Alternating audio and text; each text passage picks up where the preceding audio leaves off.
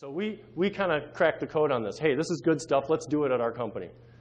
So back in 1998, we did a pilot in Belgium with a support center that we had there.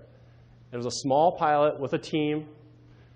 We created an environment for them to have success, gave them the training, and we saw critical indicators improve. Time to resolution became shorter. We saw backlogs got smaller. Customer satisfaction was influenced. Now, that's a fairly late-stage indicator of success, and we saw the needle move in a positive direction on customer satisfaction. Now, we do these surveys that measure several things, things like timeliness of the resolution, technical competence of the engineer, courteousness of the engineer, communication of status about the problem, effectiveness of the solution, stuff like that. Now, some of those things you would naturally expect would improve as a result of getting better methodology, like timeliness of the resolution, effectiveness of the solution. But we saw some interesting things.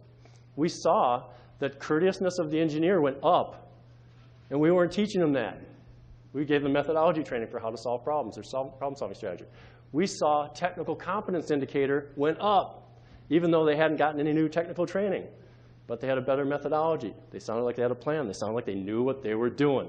So we saw a lot of indicators went up as a result of doing the training. So we thought, this is good stuff. Everybody needs this. So we rolled it out to everybody across the world, across the globe.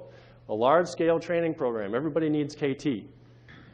We developed several program leaders, such as what I do. I'm a Cisco KT program leader. We developed many program leaders around the world delivering the workshops. And we had initial enthusiasm. People thought, this is good stuff. There's promise in this. Let's apply this to our work. And we saw anecdotal results, which is one of your early stage indicators that this is working. People say, hey, I had this problem. I thought it was going to take forever to solve it. I got it solved the first time I talked to the customer. Or something got re-queued to me. The other engineer was confused. I had clarity because I had a better process. I got it solved right away. Success stories. But then the successes and the stories waned. That was kind of sad. They faded into the background. So that was one of the things that we noticed. Also, we encountered some resistance among people. They saw this discussion about troubleshooting methodology was a threat to their knowledge and experience.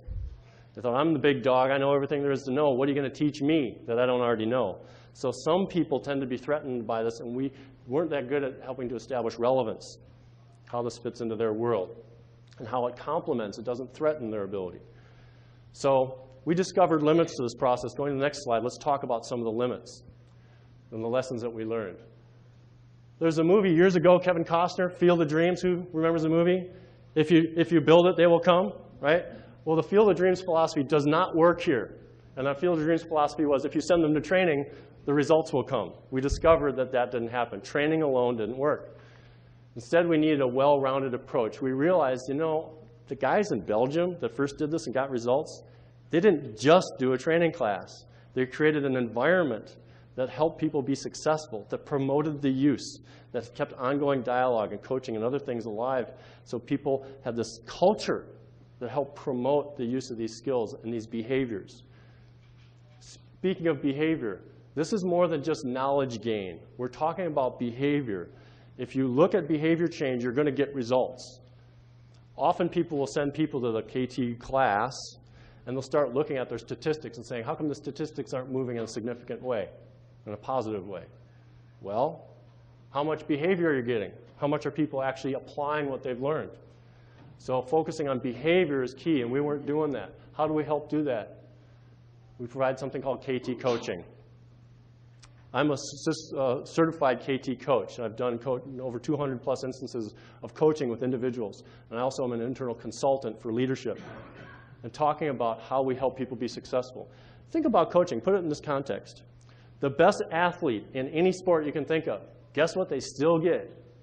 Coaching. Somebody watches and observes their behavior and gives them pointers on how to do it even better. So if you don't have coaching in your organization, then the likelihood that people will continue improving their ability, self-coaching, is not likely to happen. So coaching is key, and it helps the engineers see the relationship between the methodology and how to dovetail it in with their technology. So we can help them identify triggers for use of key behaviors. Here's the moment where you know it's useful to do this certain thing. Also help them find the practical ways how the methodology guides the acquisition of relevant data, and data they didn't even think was relevant that'll help them do analysis. Missed opportunities, they didn't even exist, thought existed until now. They realize there's new data they could get that'll help them. Also, identify information gaps, both in the completeness and the quality of the data they get. If I don't know the standard for optimal information and completeness of information, I will tend to sometimes have a lot of data and think, okay, I'll try to fix it based on this. But if I'm unaware, I'm unconscious about the gaps that exist, I won't be able to solve things as well. So if you can identify the gaps, because you have coaching that helps you, then you can put a plan together. Who does what, by when, and there's a fourth point there. To what standard?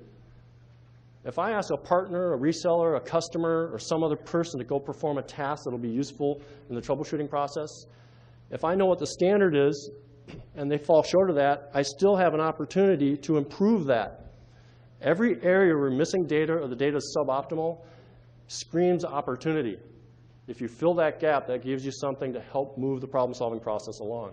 And when I do coaching, I see gaps everywhere. People say, I'm stuck on this case, and I'm looking at it, and I see Swiss cheese. There's holes everywhere in their data and their process. So I can coach them around that so they can see the holes and do it for themselves, solve it for themselves.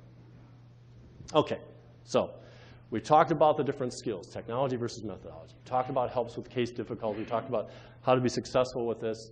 Now comes the ROI discussion. How do I know the investment of time and energy and effort is going to pay off? Well, let me answer that with another question. How much ROI analysis do we really do on our technology training? Really?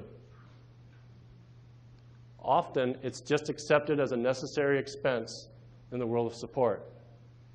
So if we have a skill that's fully transferable, it's obsolescence proof, and people can get their brain wrapped around it, and it doesn't cost that much, why don't we just consider it part of our operating costs? And instead of duplicating a budget for technical training, how about we just reallocate, shift a few dollars over into the methodology side? Because that's the thing we can use over and over and over and reap great benefits from. Employing rational process from an ROI perspective, those meltdowns are really expensive, way more expensive than the routine cases. So if you can reduce those, that can pay for your training program. And your efficiencies go up. The routine cases get more efficient. Who's ever seen what should have been a routine case that turned into a meltdown or an escalation? Who's ever seen a routine case do that? Yeah. So using some of these skills, your routine cases stay routine, and they stay cheap. How do you maximize the ROI? How do you take that further and extend it into the future? Think about what are the points in the handling of cases where they escalate. Anytime you have a handoff, there's expense. Also, when you have a handoff, there's another problem that introduces, another dilemma. Who's ever heard of or played the telephone game? Going back to childhood, telephone game. It's also known as the Chinese whisper in some cultures. I only see a couple hands going up. All right, more hands. All right, good. So now what happens to the story as it gets to the 6th, 7th, 8th, 9th kid in the chain? The details get finer and crisper, right? The story gets longer, more vivid. I hear chuckles. No, it gets shorter, and critical information is lost. The telephone game dynamic happens with every handoff. So going from engineer A to engineer B, front line to backbone, you have loss of resolution, loss of information. So you want to look at what are those points in the escalation process where the cost increases and you have this hit. Also, think of the triggers. OK, we might have a trigger that says if we're not making progress on a case within 12 hours or 1 day or a week, some time trigger, that would be the thing that might tell us, OK, we might need to escalate. So let's think if we could preempt the escalation. So if you can identify those things that are indicators you might be doing a handoff to the next level, let's try to resolve it at the lower level. And then let's coach engineers on how to implement those skills when you see those opportunities. Let's go and say, OK, we've reached some critical aging point, or customers calling to complain, or we tried something that didn't work. We had these triggers. How well is my process? What are the gaps in my methodology that I didn't do that I could have or should have done? Let's make sure I didn't miss something. And coaching can help with that. When I think of coaching and I think of teaching KT and so on, I think of something, a piece of furniture, a 3-legged stool. 3-legged stool. So I got my 3 fingers here. My hand is a platform. I got those 3 legs. You know, interesting thing about a 3-legged stool, it doesn't wobble at all. In fact, you can put it on an uneven surface and it still does not wobble. When you have a well-rounded program, an environment that helps people be successful to get these behaviors, you got the elements in place. You have the class, you have the coaching, and an environment that supports them. When we did this originally, we had a 1-legged stool. We just sent them to class. It didn't work too well. So think of that metaphor as you think about how to maximize ROI. The coaching is a big part of that.